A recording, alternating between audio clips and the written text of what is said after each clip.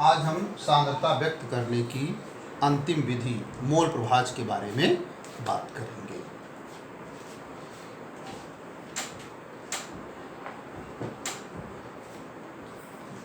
मोल प्रभाज, जिसको इंग्लिश में कहते हैं मोल फ्रैक्शन। मोल फ्रैक्शन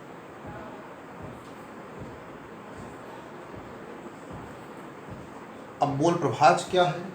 तो मोल प्रभाज अनुपात है विलय के एक घटक विलयन के एक घटक के मोलों की संख्या और विलयन में उपस्थित सभी घटकों के मोलों की संख्या, इन दोनों का जो अनुपात होता है उसे हम कहते हैं मोल प्रभाज। यानी हम कह सकते हैं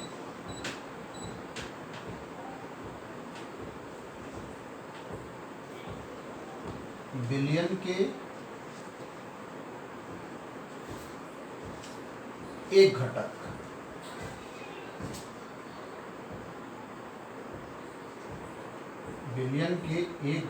के मोलों की संख्या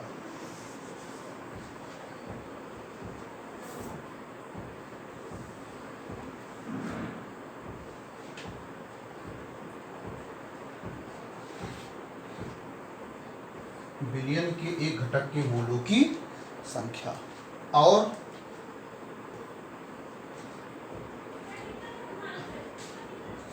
विलयन में उपस्थित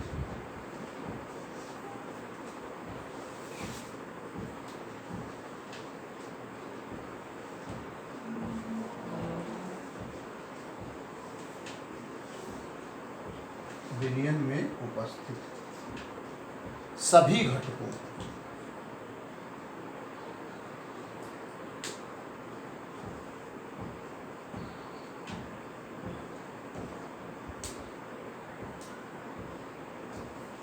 के कुल मोलों की संख्या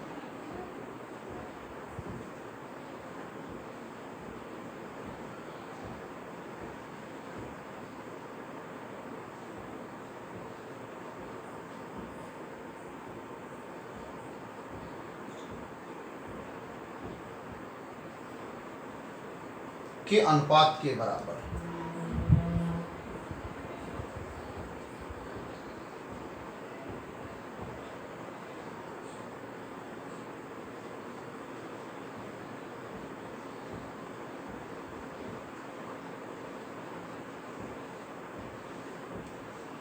यानी मोल प्रभाज है क्या? विलयन के एक घटक के मोलों की संख्या और विलयन में उपस्थित सभी घटकों के कुल मोलों की संख्या के अनुपात के बराबर क्या होता है? मोल प्रभाज। यानी आप इंग्लिश में कह सकते हैं it is equal to number of moles of one component of solution to the total number of moles of all the components of solution. Ratio यानी it is the ratio of number of moles of one component of the solution to the total number of moles of the all component of the solution। तो ये जो है अनुपात है। अब जैसे अगर हम द्विअंगी विलयन के लिए बात करते हैं,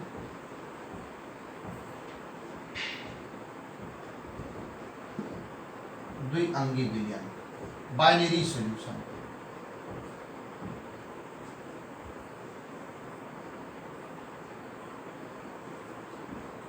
बाइनरी सॉल्यूशन द्विअंगी विलयन यानी ऐसा विलयन जिसके दो घटक हों, यानी that solution for which two components, यानी दो घटक हों, तो उसमें से एक को विलय कह देंगे और एक को विलायक।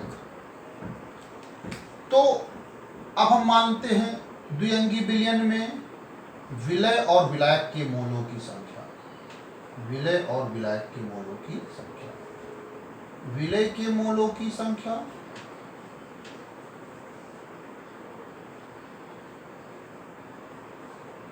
विलय के मोलों की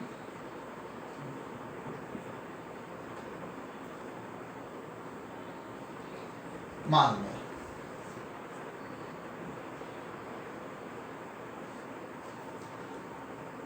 इक्वल टू हम N1 कर दे रहे हैं। और दूसरा विलायक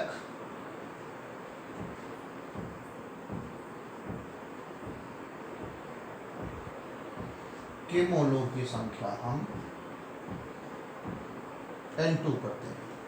इसी को बुक्स में स्मॉल n और कैपिटल N से भी रिप्रेजेंट करते हैं। तो मोल प्रभाज हमको निकालना है। तो किस घटक का मोल प्रभाज निकालना है? तो विलयन के दो घटक हैं, विलय और विलायक।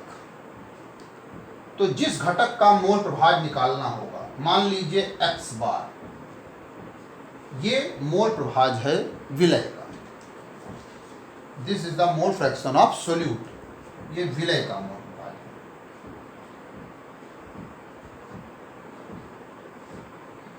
विलय का मोल प्रभाज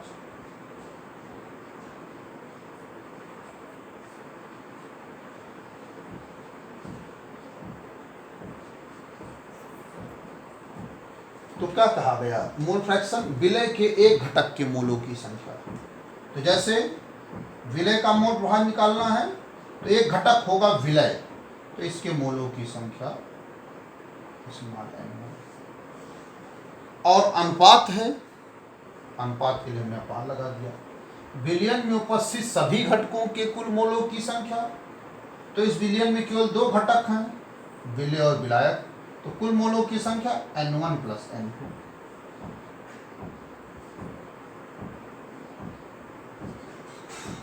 अब मान लीजिए विलायक का मोल प्रभाज निकालना है, उसको हमने y बार मान लिया। विलायक का मोल प्रभाज,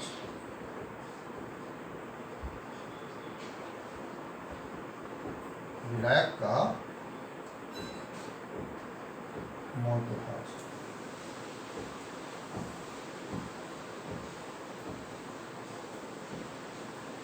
हमने मान लिया y बार। तो आप विलायक का जब मोल प्रभाज निकालोगे तो ऊपर विलायक पहला घटक हो जाएगा, तो उसके मोलों की संख्या N2। अनुपात के लिए रेशियो लगाओगे। विलयन में उपस्थित सभी घटक, तो दो ही घटक हैं, उनके कुल मोलों की संख्या N1 प्लस N2। कहने का मतलब है कि विलयन के जिस घटक का मोल प्रभाज निकालना होगा तो ऊपर उसके मोलों की संख्या रहेगी और नीचे कुल मोलों की संख्या। जैसे विलय का मोल प्रभाज निकालना है तो ऊपर विलय के मोलों की संख्या, विलायक का मोल प्रभाज निकालना है तो ऊपर विलायक के मोलों की संख्या और नीचे कुल मोलों की संख्या। अब हम अगर इन दोनों का योग देखें, जिसको हम विलयन का मोल प्रभाज कह सकते हैं, वो इन दोनों का योग आता है 1। यानी विलयन में जितने घटक होते हैं उन सबके घटकों का मोल प्रभाज आता है 1। कैसे? मान लीजिए यहाँ पर विलयन के दो घटक हैं, विलय और विलायक। दोनों का हम योग देखना चाहते हैं, यानी पहले घटक और दूसरे घटक के मोल प्रभाज का योग। तो जब इसका योग करेंगे तो x बार के प्लेस पर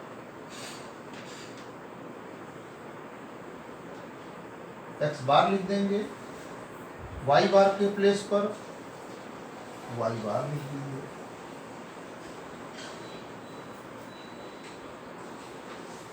अब यहाँ पर एलसीएम वही हो जाएगा N1 प्लस N2।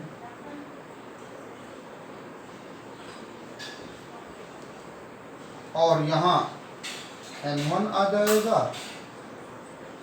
यहाँ भाग दोगे कट जाएगा, यहाँ N2 आ जाएगा। और ये सेम चीज है तो ये आ जाएगा। तो विलयन में उपस्थित जो सभी घटक होते हैं उनके मोल प्रभाजों का जो योग होता है वो कितना होता है? 1।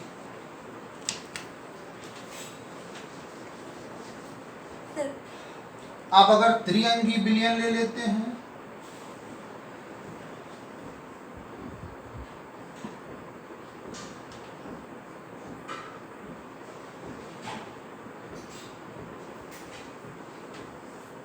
यानी टर्नरी सॉल्यूशन, यानी ऐसा विलयन जिसके 3 घटक हो। कितने घटक? 3 घटक। तो मान लीजिए जो पहला घटक है उसके मोलों की संख्या n1, और जो दूसरा घटक है उसके मोलों की संख्या n2, और तीसरा घटक है उसके मोलों की संख्या n3। त्रिअंगी विलयन जैसे आपने ले लिया चीनी, नमक और पानी, तीनों एक दूसरे में घुलकर समांगी मिश्रण बनाते हैं, तो त्रिअंगी विलयन है। चीनी ले लिया, पानी ले लिया, नमक। चीनी के मोलों की संख्या n1, नमक के मोलों की संख्या n2 और पानी के मोलों की संख्या n3। ये 3 घटक हो गए। तीनों घटकों के मोलों की संख्या क्रमशः, तीनों घटकों के मोलों की संख्या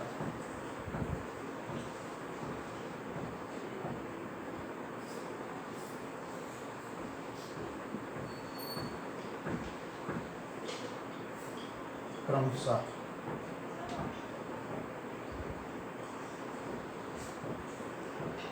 n1, n2 और n3। तो हम पहले घटक का मोल प्रभाज निकालना चाहते हैं x बार, दूसरे घटक का मोल प्रभाज y बार, तीसरे घटक का मोल प्रभाज z बार। तो जब पहले घटक का मोल प्रभाज निकालेंगे तो ऊपर पहले घटक के मोलों की संख्या रहेगी, जब दूसरे घटक का मोल प्रभाज निकालेंगे तो ऊपर उस घटक के मोलों की संख्या रहेगी, तीसरे घटक का मोल प्रभाज निकालेंगे तो ऊपर उसके मोलों की संख्या रहेगी, और अपान सब जगह कुल जितने घटक हैं उनके कुल मोलों की संख्या, यानी n1 प्लस n2 प्लस, और यहाँ भी n1 plus n2 plus n3, और यहाँ भी n1 प्लस n2 प्लस, और अगर आप इन तीनों को ऐड कर लें x बार प्लस y बार प्लस z बार, तो टोटल आ जाएगा 1।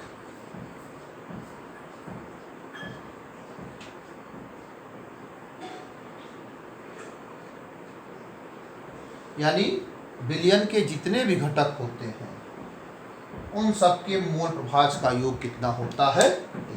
1। यानी sum of the mole fraction of all components of solution equal to 1। अब इस पर हम एक सवाल लेते हैं।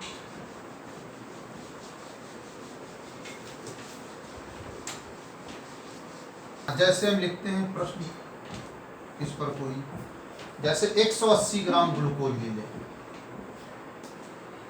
180 ग्राम ग्लूकोज,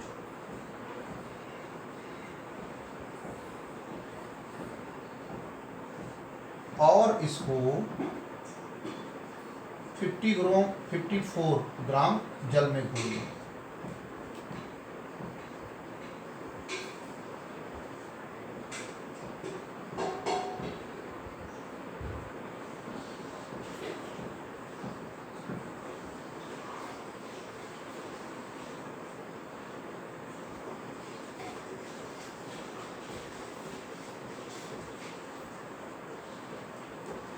अब 2 घटक हो गए, ग्लूकोज और जल।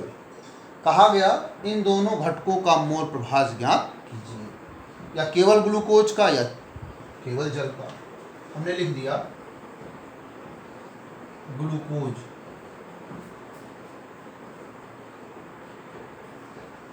तथा जल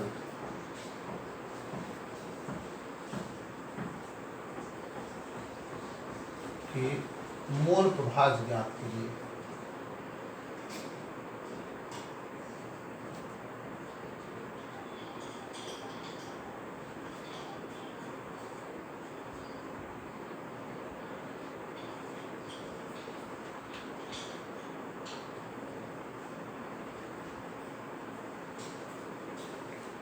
यानी आप कह सकते हैं 180 gram glucose dissolve in 54 gram water.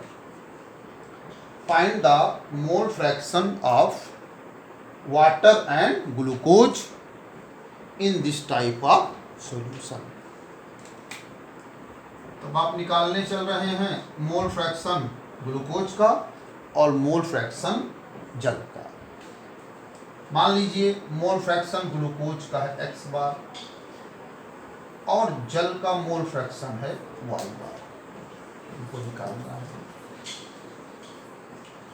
Glucose का मोल फ्रैक्शन x बार तो ऊपर ग्लूकोज के मोलों की संख्या, जल का मोल फ्रैक्शन y बार तो ऊपर जल के मोलों की संख्या अपान टोटल यानी ग्लूकोज के मोलों की संख्या और प्लस जल के मोलों की संख्या। यहाँ भी ग्लूकोज के मोलों की संख्या और प्लस जल के मोलों की संख्या। अब ग्लूकोज के मोलों की संख्या हम निकालेंगे यानी N1 और जल के मोलों की संख्या निकालेंगे या तो N2। मोलों की संख्या का फार्मूला है वेट अपान मॉलिक्यूलर वेट। मोलों की संख्या बराबर भार बटे अणु भार, number of moles equal to weight upon molecular weight. तो ये ग्लूकोज के मोलों की संख्या है। ग्लूकोज का भार 180 ग्राम और ग्लूकोज का मॉलिक्यूलर वेट 180 होता है। ये ग्लूकोज का फार्मूला है C6H12O6, ये ग्लूकोज का फार्मूला है। इसका हम मॉलिक्यूलर वेट निकालते हैं अणुभार। तो अणुभार जो है परमाणु भार को ऐड करके निकाला जाता है और मल्टीप्लाई कर देते हैं नंबर ऑफ आइटम्स, परमाणुओं की संख्या। जैसे ग्लूकोज का अणुभार निकालना है तो इसमें 3 एलिमेंट है, कार्बन, हाइड्रोजन और ऑक्सीजन। तीनों एलिमेंट के एटॉमिक वेट को जोड़ना पड़ेगा और नंबर ऑफ एटम से मल्टीप्लाई करके। कार्बन का एटॉमिक वेट यानी परमाणु भार है 12 को 6 से मल्टीप्लाई करना पड़ेगा। हाइड्रोजन का एटॉमिक वेट 1 को 12 से मल्टीप्लाई करना पड़ेगा।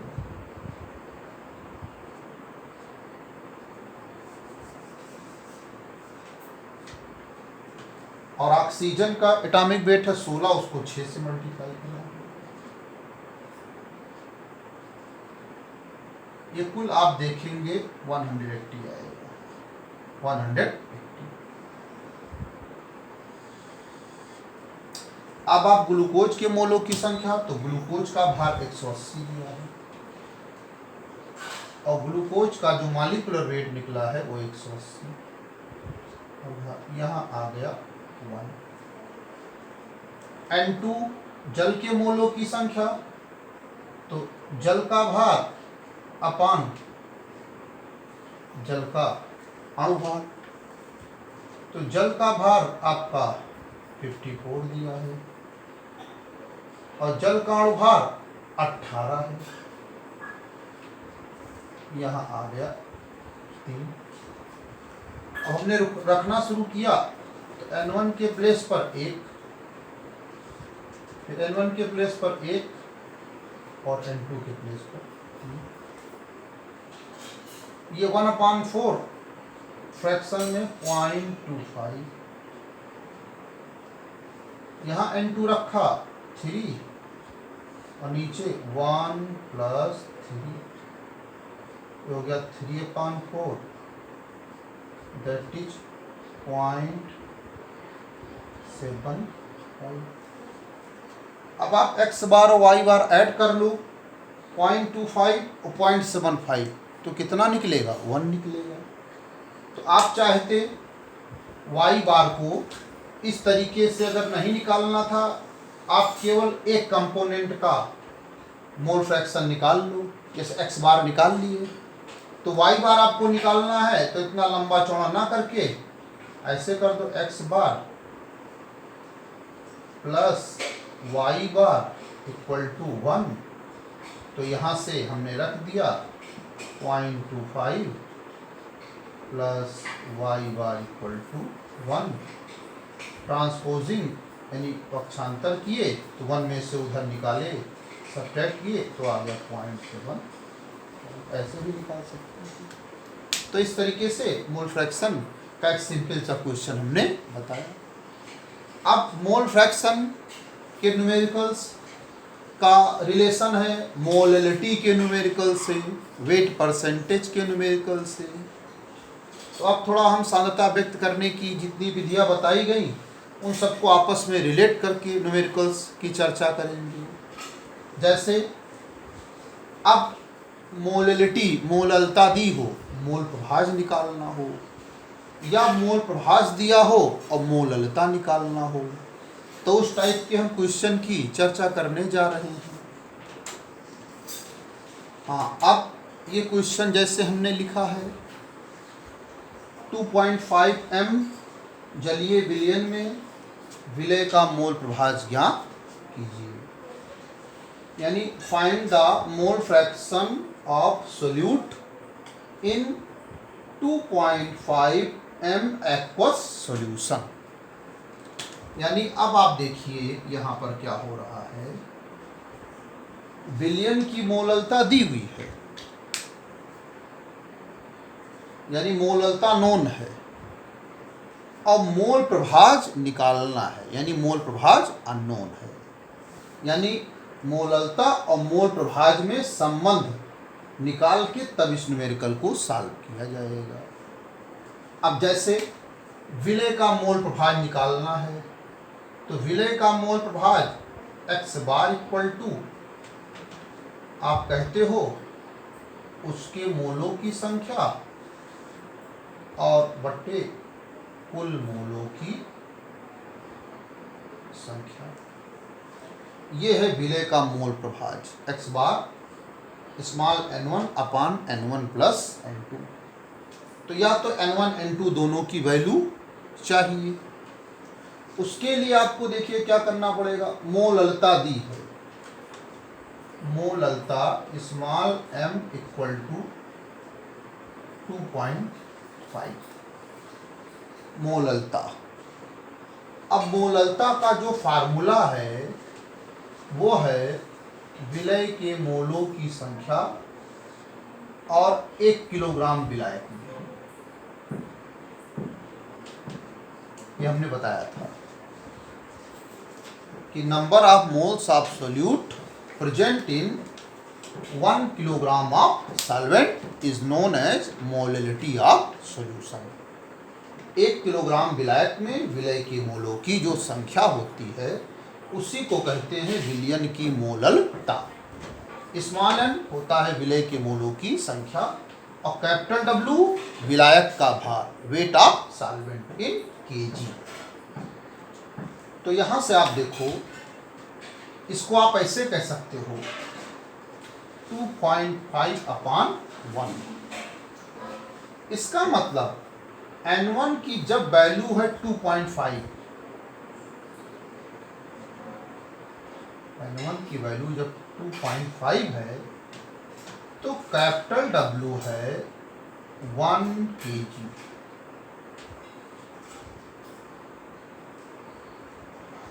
यानी विलायक का भार तब 1 किलोग्राम है। 1 किलोग्राम का मतलब 1000। ये विलायक का भार, इसमें विलायक क्या है, जल, तो ये जल का भार है, वेट ऑफ सॉल्वेंट या वेट ऑफ वाटर।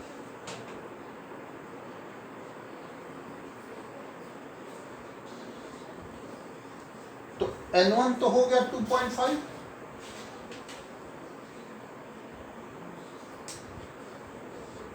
N1 के प्लेस पर 2.5, अब हमको N2 चाहिए। N2 है विलायक है जल, तो जल के मोलों की संख्या। N2 जल के मोलों की संख्या, तो मोलों की संख्या बराबर भार अपान अणुभार। तो भार ये W, अणुभार का मतलब मॉलिक्यूलर वेट यानी M। जल के मोलों की संख्या तो जल का भार अपान जल का अणुभार। तो जल का भार है 1000 और जल का अणुभार H2O तो 18 होता है। यहाँ पर रख देंगे 18। तो N2 के स्थान पे आपका आ गया 1000/80। 1000/80।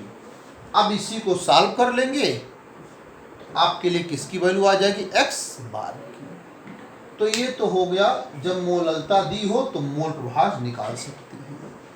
अब उल्टा भी हो सकता है, मोल प्रभाज दिया हो और मोललता निकालनी हो, तो उस टाइप का हम एक दूसरा न्यूमेरिकल लेंगे जिसमें मोल प्रभाज दिया होगा, मोललता निकालनी होगी।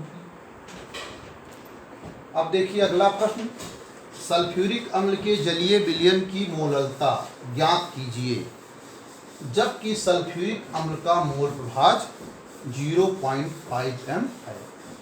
यानी find the molality of aqueous solution of sulfuric acid and mole fraction of sulfuric acid is 0.15। यानी अब उल्टा है, मोललता निकालनी है और मोल प्रभाज दिया है। तो अगर मोललता निकालनी है तो मोललता का तो ये सूत्र है, मोललता विलय के मोलों की संख्या अपान विलायक का भार किलोग्राम। सल्फ्यूरिक अम्ल होगा विलय और जल होगा विलायक, क्योंकि विलयन है सल्फ्यूरिक अम्ल का। अब यहां से देखिए हमको मोललता निकालनी, मोललता का फार्मूला N1/W। आपको मोल प्रभाज सल्फ्यूरिक अम्ल का दिया है, तो सल्फ्यूरिक अम्ल होगा विलय और जल होगा विलायक। तो आपको x बार दिया है 0.1, जिसका फार्मूला है स्मॉल n1/n1 + n2। तो यहाँ 0.15 = n1/n1 + n2। अब यहाँ पर एक इक्वेशन है और इसमें दो वेरिएबल है n1 और n2, तो निकल नहीं सकते। तो हम दो इक्वेशन, भाई एक इक्वेशन से एक वेरिएबल निकल सकता है और दो इक्वेशन से दो वेरिएबल, तो इसके लिए हम y भार भी लिख दें, जल का मोल प्रभाज y भार। तो हमने बताया था x बार और y बार दोनों का ऐड होता है 1, तो y बार हो जाएगा 0.85। आप इन दोनों को ऐड करोगे 5 5 10 और 8 1 9, एक हो जाएगा 10। x bar plus y bar equal to होता है 1, तो इन दोनों को ऐड करोगे 1 आएगा। और y bar equal to n2/n1 + n2। यहां से क्या काम कर सकते हैं, इन दोनों को अगर डिवाइड कर दें, लेफ्ट साइड में, राइट साइड में, तो ये हो गया 0.15/0.85। जब डिवाइड करेंगे तो ये चीज कैंसिल हो जाएगी, n1/n2 इक्वल टू इतना आया। अब n1 और n2 का रेशियो है, तो चाहे तो n1 इक्वल टू 0.15x और n2 equal to 0.85x, x cut जाएंगे, तो यहाँ से आप ऐसे भी लिख सकते हैं n1 इक्वल टू 0.15 और n2 इक्वल टू लिख सकते हैं 0.8। N1 तो यहां आपने रख दिया 0.15,